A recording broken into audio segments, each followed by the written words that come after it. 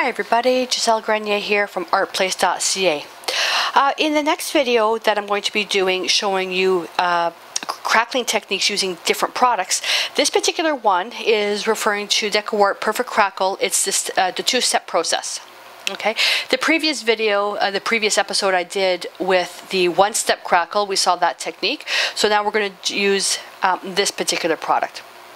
So what I thought I would do is I'm going to even further challenge us, is I'm going to do, in the previous video you also saw why I took the journal apart, because of drying time. So I'm going to do two different finishes on this. Same technique with the actual crackling products, but two different finishes. So for this one I'm going to be using a metallic finish, Venetian Gold as my base, Renaissance Brown as my glaze. And on this one, DecoArt Traditions Raw Sienna as my base and Burnt Umber as my glaze. Well, we all know that when you glaze, when your top coat should be a little bit more transparent, but let's see what happens. Okay. I also have two different sets of brushes. My paint brushes are this, and then the actual glazing, the application of the crackle bead has to be done with a really soft brush. So I really like my fusion brushes for this. I was going to go to my majestic brushes, which are even softer, but those brushes I use for portrait work, so I'm not going to bother with that. Okay, so I'm going to put this aside, and this page just got all gluey from something. I'm not sure what, so I might get another one.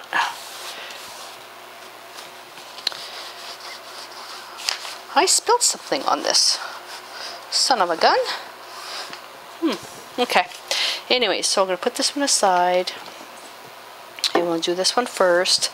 And then we'll do this one. So what we're going to do first is we're going to lay down Venetian Gold. And then we're going to let that dry. And I'm just going to put it right on here.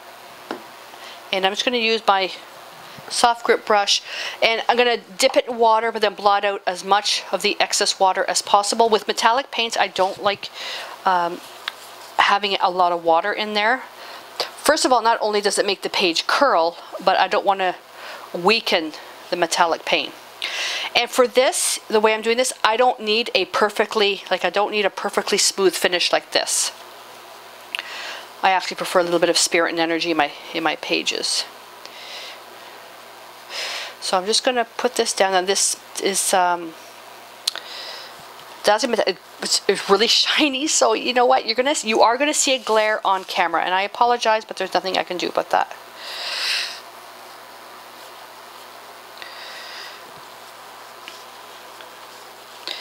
We're using a metallic paint with crackling is extremely beautiful.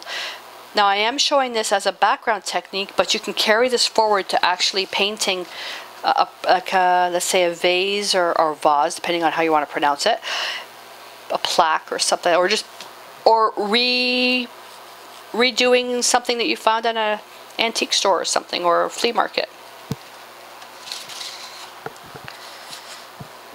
And I can just kind of skim over this, not too worried about that. I obviously used too much paint, so I'm just going to open up the cap.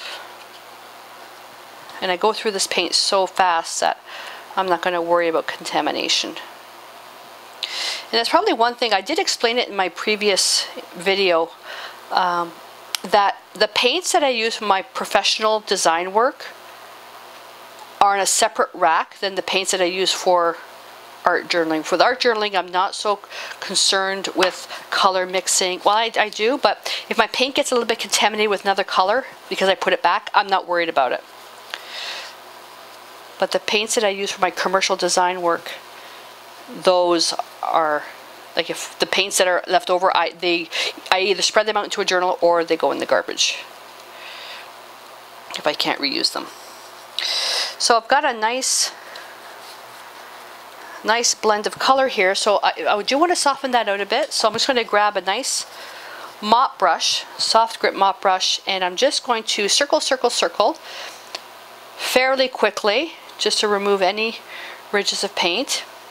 And this was a new brush, which I probably should have washed first, because there's two bristles that just came out. I'm not going to worry about it. I'm just kind of tickling. Tickling is just getting rid of any hard ridges. Just tickle, tickle, tickle.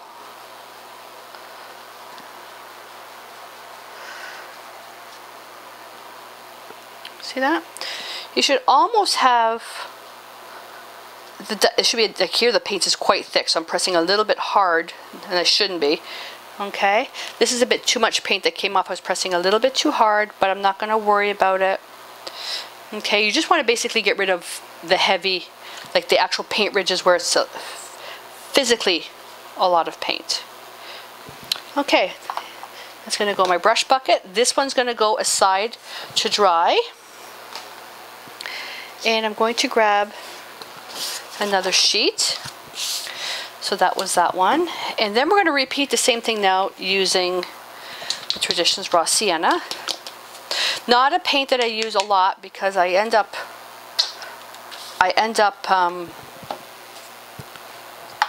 just using yellow oxide. And I just put in a little bit of burnt sienna or something. I don't use this paint very, very often. I do use raw sienna though if I'm painting a tiger. It's a really nice color for that.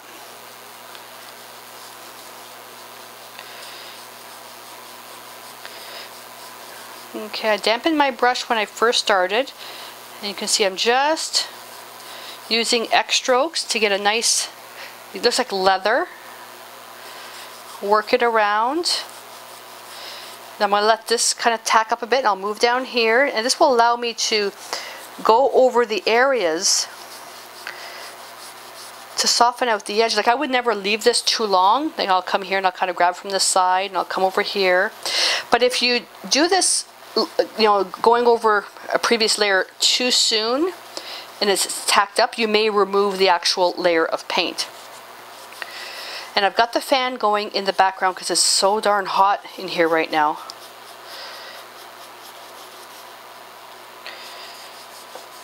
But when you're doing this, if you give that previous layer a bit of time to dry, then you can overlap it and it gives you this beautiful texture.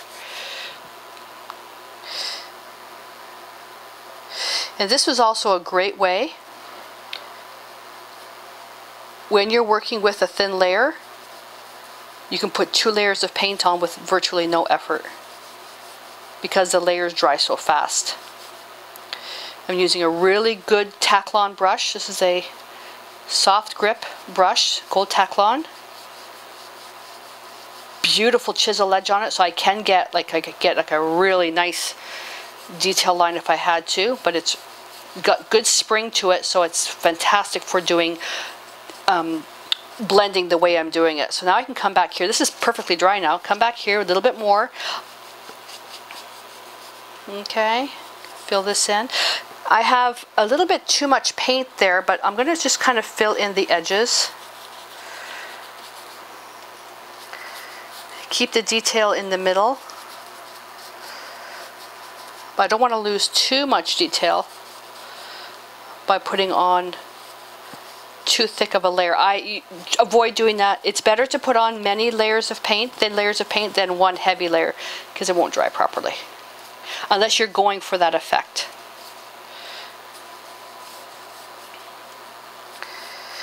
If you want to do crackling techniques with oil paint, a really easy way, which is a big no-no way, is you do your layer of paint and you let that layer dry.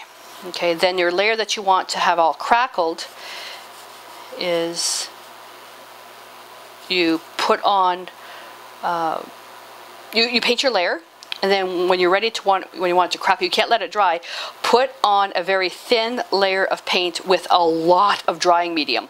What's going to happen is the top layer is going to dry first, and as the underneath layer starts to dry, it's going to contract, and then everything's going to crack. And that's how you get cracks in oil paintings, which is the, you have to follow the fat over lean. But if you purposely want it to crack, then that's how you do it. Look how beautiful that is. And I'm just going over and over and over. Now here, see with this part here, this is the layer of paint's coming up because it's not quite dry. So I'm just going to put the paint back in here.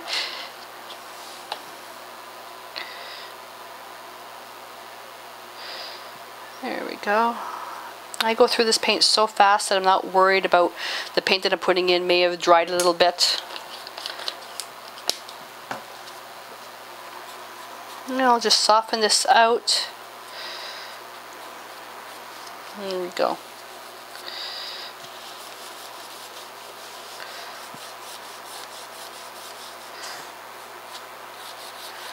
Voila. So put that in there, and so now I'm going to let that dry. And is this one dry yet? Your piece has to be, no, this isn't dry yet. Your piece has to be 100% perfectly dry before you even put on your base coat. So what I'm going to do is I'm going to let this sit because I don't want to use a heat gun on this because I don't want any of the stuff to get warm, especially with metallic paint. I prefer it to dry naturally. So this is just a little bit tacky right about here. This will take maybe just 5 minutes. So I'm going to let these sit. This though you can dry with a heat gun.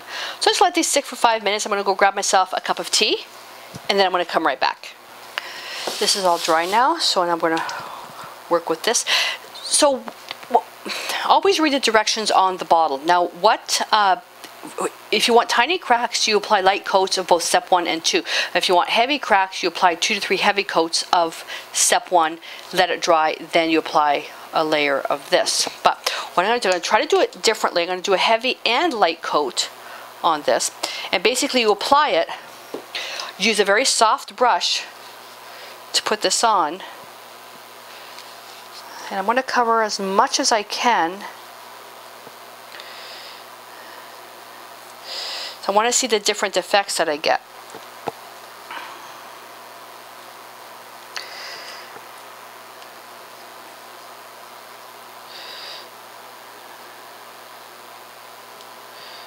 And just go down here. Not too worried about this side because this is going to be cut off anyways. Unless I do all my journaling in this right in the book, not take the pages apart. So I've got a relatively light coat down here. So let's make this one a little bit thicker. I just want to see what happens if we do it in the same format as we did with the other medium. Okay, so I'm going to leave this one like this. Let's see what happens. It's drying fairly quickly. This, let it dry naturally. Okay? Let this dry naturally. Put that brush aside. So I'm going to put this aside now to dry. It's going to go in my drying rack in a minute. Then this one I'm going to do the same thing. Different brush. I'm just going to alter the thicknesses of the medium. This is sticking much easier to the paper because this is the Traditions paint, which is a matte finish. And I'm also going to show you sealing this when everything's finished. And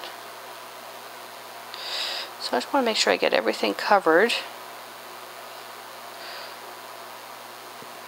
Okay, now let's just kind of bring that out like this. I just want to see what happens. If you guys have done crackling, then you'll have your own method, but I'm experimenting here. Trying to get all different things taking place. These are, backgrounds with mixes of technique in here, and let's see what these products can do.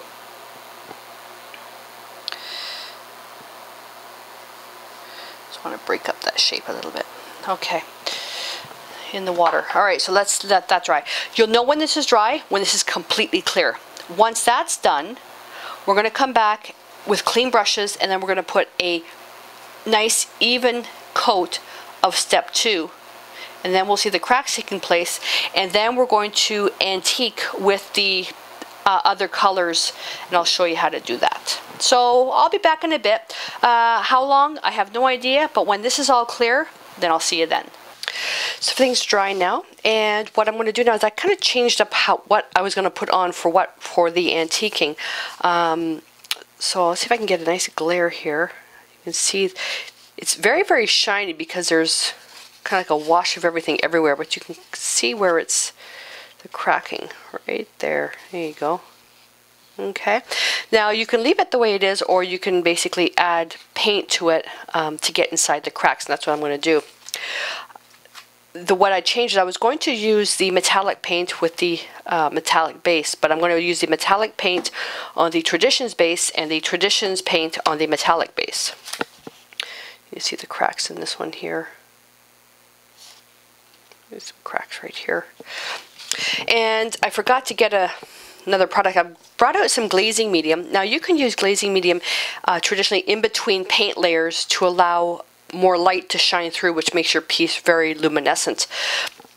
But you can also use this to do some antiquing. There's antiquing mediums out there, and you use whatever favorite product you have. I don't do a heck of a lot of antiquing. I used to, not anymore. But I'm going to use this. Now, when everything is dry, you can put a varnish on it to even protect it even more.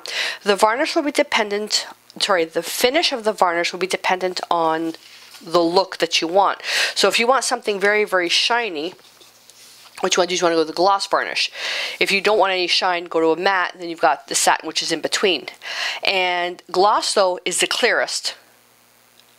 Absolute clearest of them all. A matte, it's not cloudy, but it's not going to be totally shiny, but you still can see through it. It's just it's not going to be as clear.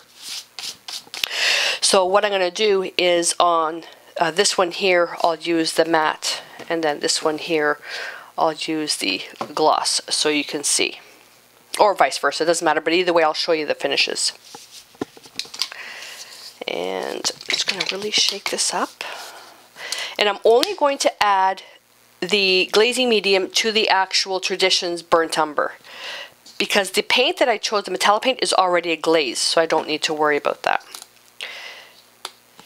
And the glazing, all it is really is it makes the paint a bit more transparent and adds a bit of body to it.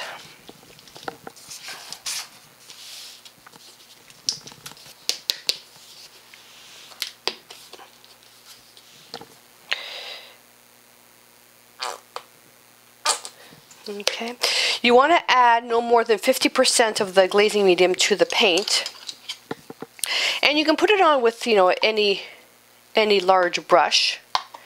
It doesn't really matter. So I'm just going to pull about this much in, and on the bottle,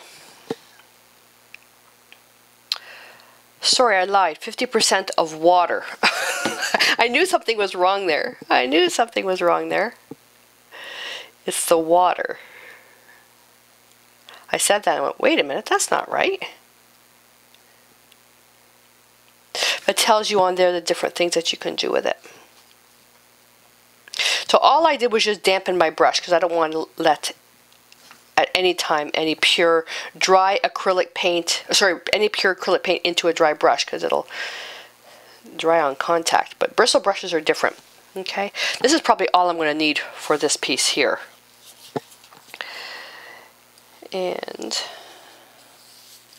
oh, you know what I want to do? Hold on a second. Let me just move this, because I'm using the bottom paper as my background for the covers. I want to take advantage of these things here, so I can get all these nice lines. And if I get the stuff on the back, it doesn't matter to me. And if you've done a lot of antiquing, use your favorite method. Whatever method works for you is fine. I just go with the keep it simple method.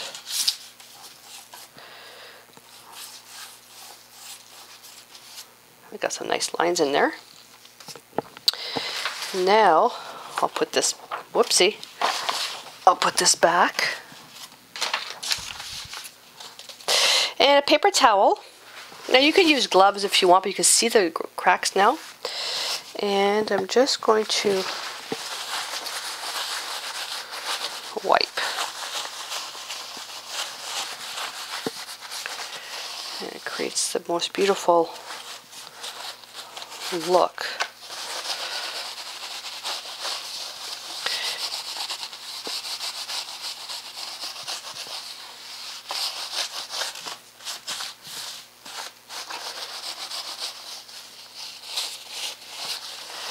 You can wipe off as much as you want.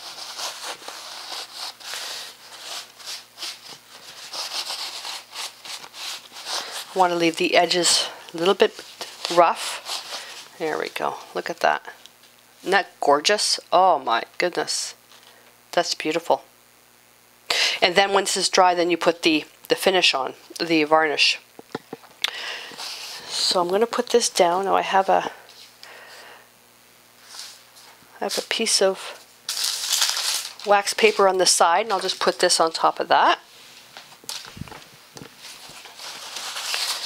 And this one now this one will be strictly the metallic varnish.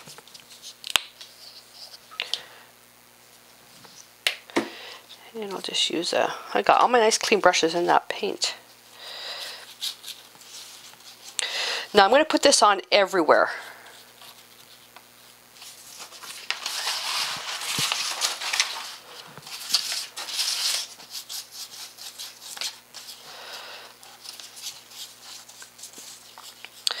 And a bigger brush would be faster.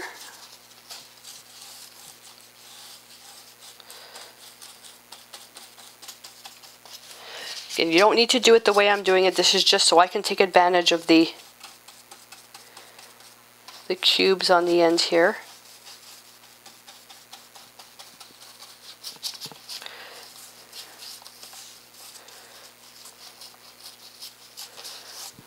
Okay.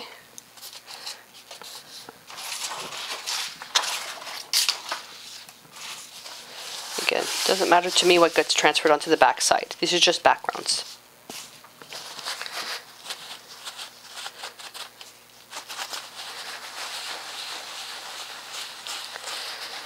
Now the glaze is going to be a little bit more transparent, so it'll be a lot more subtle.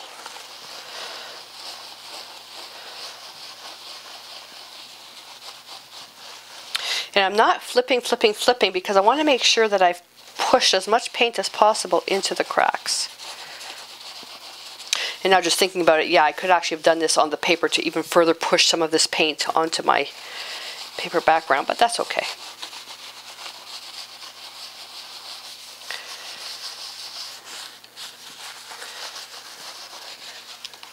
Isn't that gorgeous? That is beautiful. And really you can do this with any color you want.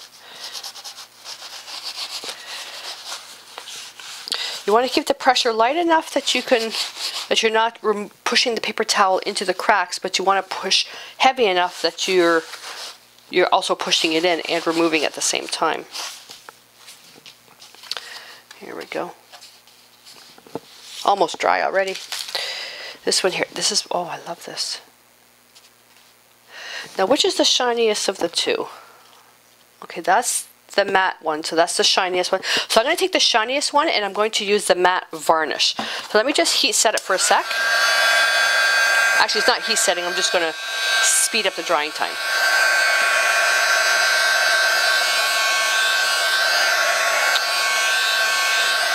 Now, with this, I actually should let this sit for 48 hours. The glazing medium, 48 hours to cure. I put it on the inside. Really, if this is a piece that's going to be important to you, always follow the directions on the bottle. But me, because of the time factor, I'm going to be, where's my foam brush? I'm going to be putting it on right now.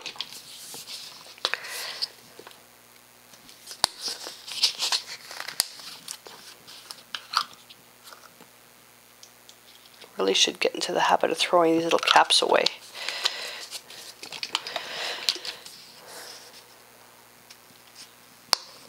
Yeah, that's not sealed. I'll make sure it wasn't sealed.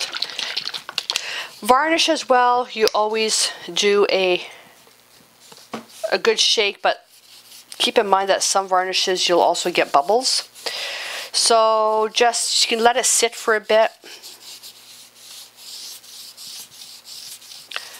But for when it comes to stuff like this, the mixed media, art journaling, I don't worry. I find the bubbles kind of add to it. But just don't use a brush that's got so many hairs that air gets into all the fibers and actually leaves. See, I shook it like crazy and there's no bubbles.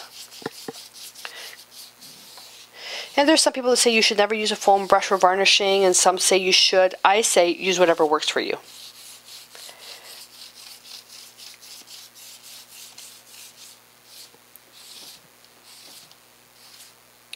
So this is the matte varnish that I use. So we'll see exactly how much of a matte finish we end up getting.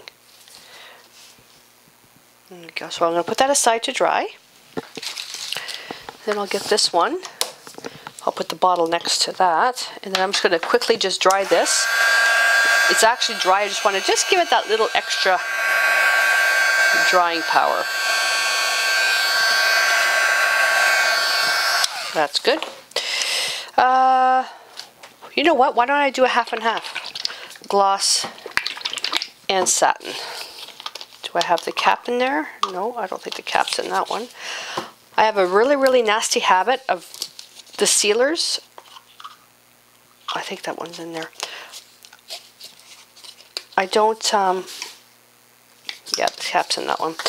I don't remove the caps, and I should. And then they get stuck. So let me show you what to do. You guys probably already know how to do this, and I'll show you anyways. So I can't see if there's actually a cap in there, and what it is it's something that stops the varnish from going inside the cap here. Okay, so there's a little cover. But sometimes you can't see it, or so you just kind of with a stylus you can push, and then you'll get it curved.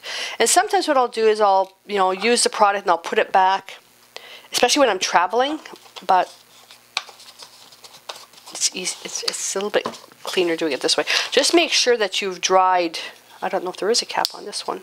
No, there's no cap on this one. Just make sure that if you do pour outside the cap, you do pour, make sure you clean the neck of the bottle. Let's do gloss at the top, and we'll do satin on the bottom. And because this had a matte finish, I'll just go in with this one first.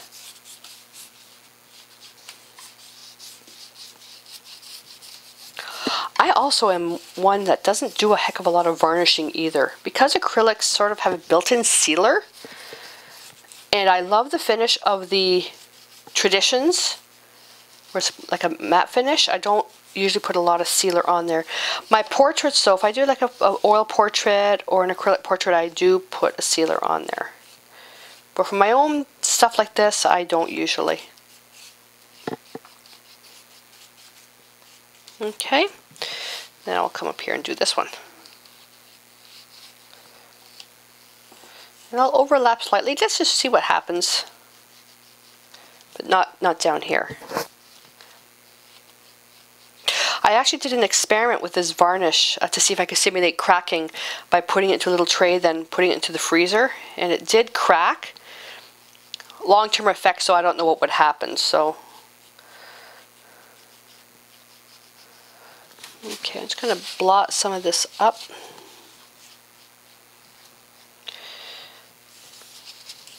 Obviously a little bit too much. That's fine.